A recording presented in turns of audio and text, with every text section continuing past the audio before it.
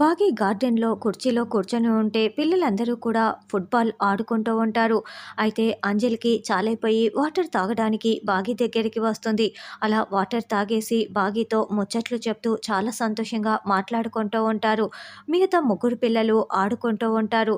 అయితే బాల్‌తో ఆడుకుంటున్నప్పుడు ఆనంద్, ఆకాష్ అయితే కింద పడిపోయేలాగా మీద మీద పడి మరి ఆడుతూ ఉంటారు.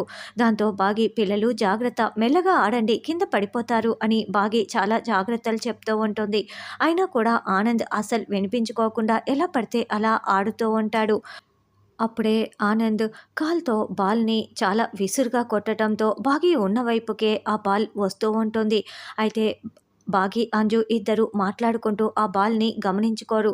అప్పుడు బాగి కడుపులో ఉన్న బేబీ కాస్త అమ్మా జాగ్రత్త బాల్ వస్తుంది అని చెప్తూ ఉండటంతో ఒక్కసారిగా అంజు, బాగి చాలా షాకింగ్గా బాల్ వైపు చూస్తూ ఉంటే అమ్ము, ఆనంద్, ఆకాష్ చాలా టెన్షన్ పడుతూ చూస్తూ ఉంటారు. ఆ బాల్ నేరుగా బాగి కడుపుకి తగిలేలాగా దూసుకు వస్తూ ఉంటుంది.